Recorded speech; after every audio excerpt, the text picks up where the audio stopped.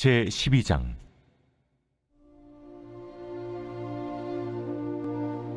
이스라엘에 관한 여호와의 경고의 말씀이라. 여호와 곧 하늘을 펴시며 땅에 터를 세우시며 사람 안에 심령을 지으신 이가 이르시되, 보라, 내가 예루살렘으로 그 사면 모든 민족에게 취하게 하는 잔이 되게 할 것이라. 예루살렘이 에워싸일 때에 유다에까지 이르리라. 그날에는 내가 예루살렘을 모든 민족에게 무거운 돌이 되게 하리니 그것을 드는 모든 자는 크게 상할 것이라. 천하 만국이 그것을 치려고 모이리라. 여호와가 말하노라.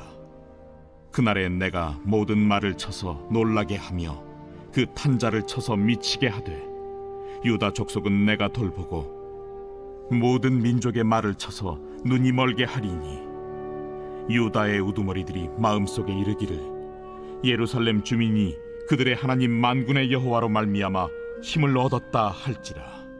그날에 내가 유다 지도자들을 나무 가운데 화로 같게 하며 곡식단 사이에 횃불 같게 하리니, 그들이 그 좌우에 에워싼 모든 민족들을 불살할 것이요, 예루살렘 사람들은 다시 그 본 곳 예루살렘에 살게 되리라.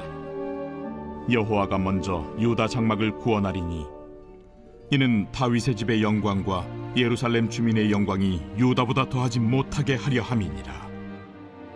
그날에 여호와가 예루살렘 주민을 보호하리니, 그 중에 약한 자가 그날에는 다윗 같겠고, 다윗의 족속은 하나님 같고, 무리 앞에 있는 여호와의 사자 같을 것이라. 예루살렘을 치러 오는 이방 나라들을 그날에 내가 멸하기를 힘쓰리라. 내가 다윗의 집과 예루살렘 주민에게 은총과 간구하는 심령을 부어주리니, 그들이 그 찌른 바 그를 바라보고 그를 위하여 애통하기를 독자를 위하여 애통하듯 하며, 그를 위하여 통곡하기를 장자를 위하여 통곡하듯 하리로다. 그날에 예루살렘에 큰 애통이 있으리니, 무깃도 골짜기 하다드림 문에 있던 애통과 같을 것이라. 온 땅 각 족속이 따로 애통하되 다윗의 족속이 따로하고 그들의 아내들이 따로하며, 나단의 족속이 따로하고 그들의 아내들이 따로하며, 레이의 족속이 따로하고 그들의 아내들이 따로하며, 시므이의 족속이 따로하고 그들의 아내들이 따로하며, 모든 남은 족속도 각기 따로하고 그들의 아내들이 따로하리라. 샬롬, 여러분 반갑습니다. 오늘도 큐트리어여는 기막힌 하루입니다. 이 시간 우리에게 허락하신 본문은 스가랴 12장 1절부터 14절 말씀입니다. 큐티인에서는 오늘 본문의 제목을 구원의 날이라고 소개를 합니다. 눈으로 보기만 해도, 말로만 들어도 벅차고 입꼬리가 저절로 올라가는 단어입니다. 그리고 저희 교회의 2023년 표어가 뭔지 아시죠? 네, 구원을 보라입니다. 구속사를 접하기 전에는, 그리고 큐티하기 전에 저는 개인적으로 구원에 대한 집중력이 매우 얕았습니다. 4대째 모태신앙으로 태어나 갈등 없이 자연스럽게 교회에서 생활하게 되었고, 결혼 후에는 시댁 식구들까지 모두 신앙생활을 하고 있었기 때문에 구원에 대한 민감함이나 애통함, 절박함이 모자랐던 것 같습니다. 하지만 구속사를 알고부터 제가 얼마나 구원에 대한 사모함이 없는 자인지 직면하는 계기가 되었고, 하나님의 소원이자 하나님의 관심사는 유일하게 구원이라는 것을 깨닫게 되었습니다. 그리고 저의 구원과 거룩을 이루기 위한 하나님의 열심을 날마다 큐티를 하면서 깨닫습니다. 그러기에 저에게도 구원에 대한, 그리고 구원받은 자들이 이 세상에 살면서 구원을 이루기 위한 몸부림이 거룩이라는 것을 온 마음과 몸으로 배워가고 있습니다. 오늘 하나님께서는 70년 동안의 포로 생활로 구원과 거룩이 단절되다시피 한 유다를 향해 품고 있는 하나님의 마음을 스가랴에게 쏟아넣고 계시는데요. 하늘을 펴시고 땅에 터를 세우시고 우리 사람 안에 심령을 지으시니가 오늘 이른다고 하십니다. 포로 생활을 통해 내 나라가 없어졌으니 하늘도 우리의 하늘이 아닌 것 같고 살고 있는 땅의 터는 더더욱 우리의 땅이 될 수 없는 유다였습니다.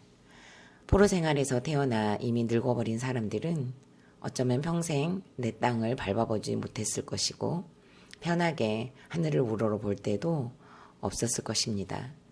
조상들로부터 말로만 듣던 여호와에 대한 믿음도 어떤 것인지 몰랐을 수도 있습니다. 왜냐하면 포로가 되기 전에 이미 예배가 죽었었기 때문입니다. 하지만 유다를 포기할 수 없으셨던 하나님께서는 예루살렘의 구원을 위해 여전히 열심을 내시면서 여호와의 공고의 말씀이라고 즉 거룩한 예언을 해주시면서 2절에서는 보라고 하시고 그리고 3절과 4절, 6절, 8절에서는 두 번씩이나 그리고 9절에서 그날에를 계속 외치고 계십니다. 봐야 할 것은 또 무엇일까요? 그리고 또 언제 보라고 하는 것일까요? 그리고 또 그날에 볼 것은 또 무엇일까요? 그것은 다른 것이 아니라 오늘 제목에서도 말해주듯이 구원의 날을 보라고 하시는 겁니다. 그날은 구원의 날이고 우리가 봐야 할 것은 구원이라고 말씀하고 계십니다. 해방이라는 단어를 사용하려면 전제되어진 것이 갇혀있는 환경이고 포로가 된 환경을 말합니다. 구원의 날을 보라고 하신 것은 심판과 죄앙이 있었다는 것을 의미하죠. 평범한 환경에서의 해방이나 구원을 떠올린다면 그 의미는 잘 떠오르지 않을 것입니다. 그리고 해방이나 구원도 간절하지도 않을 것입니다. 왜냐하면 갇혀있는 것이 없고 또 심판이나 재앙이 아니기 때문입니다. 이스라엘 백성들이 출애굽을 하기 전에 애굽에서 정말 많은 압제 속에서 살았습니다. 지푸라기로 벽돌을 굽고 나중에는 지푸라기를 제공하지 않으면서도 많은 벽돌을 굽게 하고 그럼에도 불구하고 많아지는 인구를 막기 위해 산파를 써가면서까지 사내 아이들은 태어나면 죽이는 그 공포까지 경험하면서 그 시대를 살았습니다. 애굽에서 나오는 과정을 그래서 출애굽이라고 합니다. 그만큼 압제당하고 있었음을 말해주는 것입니다. 오늘 본문에서도 7번이나 그날에는 이라고 구원의 날을 강조하고 계시고요. 그리고 예루살렘의 구원이 어떻게 이루어졌는지가 소개가 되어 있습니다. 예루살렘의 구원은 곧 나의 구원이고 너의 구원이고 우리의 구원이고 곧 교회의 구원입니다. 예루살렘이 애워싸임을 당하고 예루살렘을 없애기 위해 아예 옮기려고 하는 그 날에는 예루살렘을 무거운 돌이 되게 하셔서 오히려 예루살렘을 만지기 위해 드려고 하는 자들이 상하게 되는 일로 구원을 이루신다고 하십니다. 또한 천하만국이 치려고 달려들 때는 그 날에는 말을 쳐서 놀라게 하고 그 말들의 시력을 잃게 만드시고 또 마병들을 미치게 해서 구원해낸다고 하시고요. 또 그날에는 유다의 지도자들을 나무 가운데 화로 같게 하셔서 또한 곡식단 사이에 횃불 같게 하셔서 좌우에 둘러싸고 예루살렘을 삼키려고 하는 민족들을 모두 태우면서 구원하신다고 하십니다. 이스라엘보다 더 강한 주변 국가들이 예루살렘 주민들을 회방하고 죽이려 든다면 그날에는 그 주민들을 보호하시면서 구원하신다고 하시고 아무리 약한 자라고 할지라도 그날에는 골리앗 앞에 선 다윗처럼 사용하셔서 구원하신다고 하십니다. 그리고 이방 나라들이 치러 오는 날에는 하나님께서 멸할 때까지 힘써서 싸워주시겠다고 오늘 약속해 주시면서 반드시 구원을 주시겠다고 도장을 찍어 주십니다. 그러나 구원이 임한 이스라엘을 향해 하나님께서 잊지 않고 요구하는 것이 있는데요. 그것은 예루살렘이 크게 통곡해야 한다는 것입니다. 하지만 70년 동안의 포로 생활은 예루살렘이 스스로 애통하고 통곡하는 것을 알지 못했습니다. 조상들로부터 듣기는 들어도 머리로는 알고 있었지만 가슴으로는 알지 못했을 것입니다. 이런 예루살렘을 하나님께서는 불쌍히 여기셔서 도저히 안 되는 그 통곡을 할 수 있도록 심령을 부어주신다고 하십니다. 애통하며 통곡할 때는 자신의 모든 기업을 잇는 유일한 장자를 잇는 그 슬픔으로 장례식에서 울부짖듯이 그 애통함이 견딜 수 없어서 자신의 가슴을 치며 몸부림을 칠 수밖에 없는 그 큰 슬픔으로 통곡해야 한다고 하십니다.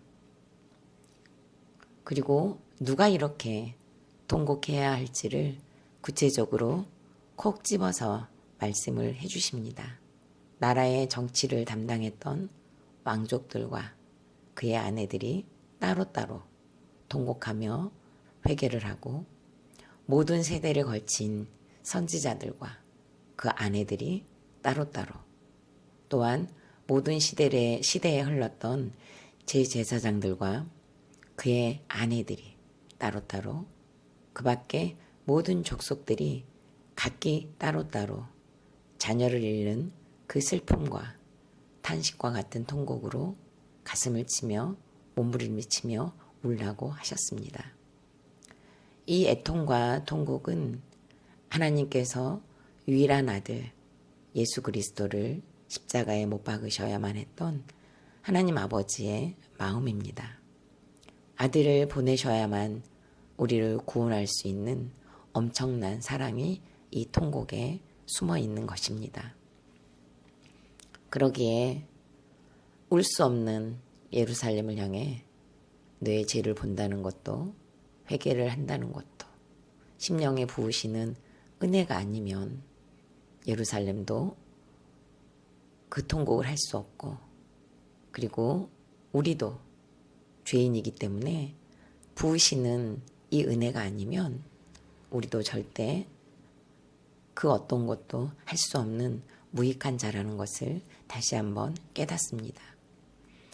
저는 말씀을 준비하면서 저에게 있어서 심판과 재앙은 무엇이었고 그날에는 어떤 구원을 이루고 계시는지를 묵상했습니다.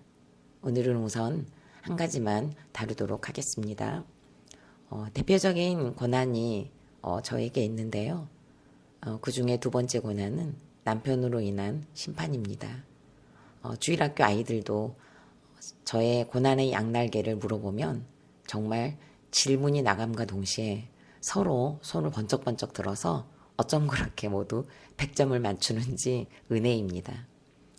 어제 주일학교 설교 중에 하드락과 다메섹에는 은이 먼지같이 많고 금은 거리에 진흙까지 쌓아놓고 살았다고 하면서 갑자기 제 몸에 금 같은 것이 있으면 가리키면서 설명하려고 했더니 제 몸에 그 어떤 금 조각도 없는 것입니다. 금반지도, 금 목걸이도, 금 귀걸이도, 금 팔찌도요. 그래서 제가 전도사님한텐 금이 하나도 없네요 라고 했더니 저희 주일학교에서 가장 어린 7살 친구가 너무도 크고 당당한 목소리로 전도사님은 현금도 없잖아요 라고 해서 정말 주일학교가 초토화가 되었습니다. 제가 돈이 없다는 것을 우리 주일학교 유치부 친구까지 모두 알게 된 이 환경은 남편이 경제활동을 하지 않는 재앙, 심판이 있었기 때문입니다. 하지만 그날에는 이라는 말씀이 이루어지기까지는 매우 긴 시간이 필요했습니다. 그것은 재앙의 시간도 심판의 시간도 그만큼 길었다는 것을 의미합니다. 그 시간이 해석되지 않아 일하지 않는 남편을 원망했고 이런 남편을 주셨다고 하나님도 원망했습니다. 자녀들을 양육하고 시어머님을 모시고 살면서 스스로 가장에 대해 살았던 시간이 저를 에워싸는 것 같고 저를 치러오는 이방 민족 같아서 그 해결책을 이혼이라는 방법을 선택하려고 했던 악한 시간이 있었습니다. 원망하고 탓을 하느라 보낸 시간에 쏟아낸 쓴 감정들은 자녀들에게는 무거운 상처의 돌이 되어 상하게 했습니다. 자녀들만 상하게 했을까요? 남편을 비롯해 저 자신도 상하게 했었다는 것을 다시 한번 깨닫는 시간이 되었습니다. 교회를 다니고 있었으면서도 말씀과 삶이 따로 분리가 되다 보니 그 날에는 즉 구원이 임하지 못했던 것입니다. 그러나 감사하게도 구속사의 말씀이 담임 목사님께로 흘러 우리 안산중앙교회로 흘러들어와 멈추지 않고 흘러 저에게까지 들어왔습니다. 마침내 그날에는 구원의 날이 임하는 은혜를 주셨습니다. 남편에게 찾아온 뇌출혈의 사건은 장례식까지 예약했어야 했던 그날에는 구급차를 기다리다가 사망, 아니면 구급차를 타고 가다가 사망, 그것도 아니면 수술 중에 사망한다는 각 병원 의사들의 소견을 뒤로하고 7시간의 긴 수술을 마치는 구원을 허락해 주셨고, 끔찍할 정도로 힘든 선망 증상과의 싸움의 그날에는 말씀을 붙잡고 씨름할 수 있는 은혜로 버티는 구원을 주셨습니다.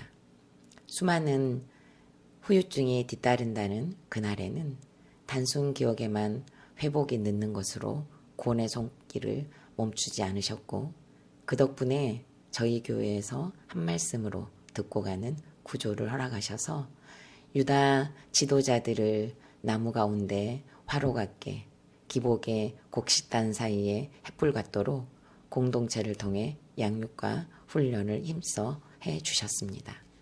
지금은 예루살렘 주민이 보호받듯이 부부 목장에서 붙어가면서 매주마다 무한리필 한식집으로 초대하시며 먹이시고 또 먹이시고 계십니다. 또한 교육자 나눔과 부부 목장 나눔을 통해 저도 깨닫게 된 것은 남편에게 있어서 너무도 강력한 골리앗이 있는데 그것이 바로 무기력이라는 것을 알게 하셨습니다. 다른 가장들은 자녀를 보면 일할 힘이 생긴다고 하는데 저희 남편은 자신이 갇힌 것처럼 여겨진다는 고백을 했습니다. 그만큼 무기력은 남편에게 있어서 감당하기 힘든 골리앗이었던 것 같습니다. 그런데 지난주 남편은 공동체의 지체를 돕는 역할로 쓰임받기 위해 교육도 받고 실습도 끝내고 이력서를 제출하는 다윗의 모습을 구비하는 은혜를 주셨습니다. 골리앗 같은 무기력의 재앙의 그날에는 다윗 같겠고라는 구원이 임하는 환경으로 인도하고 계시는 것 같습니다. 이렇게 구원이 임하는 날이 되기까지 하나님께서는 저에게 분명하게 회개하도록 심령을 부어주셨던 시간들이 있었고 애통하며 통곡하게 하셨고 구원이 임하기까지의 15년 동안의 결혼 생활은 대부분 애통하며 통곡해야 할 저의 죄의 항목들이 모여있는 곳임을 깨닫게 하십니다. 그래서 지금도 그 통곡은 여전히 멈춰지지 않고 있습니다. 따로따로 회개하는 오늘 저와 여러분이 되시기를, 그리고 그 심령을 부어주시는 이 새벽이 되시기를 간절히 소망해 봅니다. 질문합니다. 나에게 있어서 그날에는 내 간증은 무엇입니까? 아직도 그날에는 이라는 구원이 더디오고 있다고 여기는 것은 또 무엇입니까? 따로따로 나의 회개를 이루고 계십니까? 마지막으로 4월 25일 보석상자입니다. 믿음을 위한 노력조차도 내 오남이나 다른 막질로는 되지 않습니다. 오직 긍휼히 여기시는 하나님으로 말미암아 가능합니다. 아멘. 다 같이 기도드리겠습니다. 결혼생활 15년 동안 말씀이 없었기에 경제력이 없는 남편과 시어머님을 모시는 시간이 해석되지 않아 재앙과 심판이라고만 생각했었습니다. 그러나 재앙과 심판의 시간에 하나님께서는 구원을 준비하고 계셨고 그 날에는 이라는 구원을 주셔서 아내의 역할에 순종하지 못하여 돕는 사명을 감당하지 못한 죄와 남편의 역할에도 순종을 하지 못해 무시하고 조롱하며 탓하는 것으로 온 식구를 크게 상하게 했음을 다시 한번 회개합니다. 남편의 뇌출혈로 더 큰 재앙이 임했지만 더 확실한 구원의 사건으로 인도하셔서 한 말씀을 듣는 구주 안으로 남편을 불러주시고 이제는 따로따로 지난 시간들을 회개할 수 있도록 애통하며 통곡하는 심령을 부어주셔서 감사드립니다. 하나님께서 하셨고 하나님께서 하실 것입니다. 예수 그리스도의 이름으로 기도드립니다. 아멘.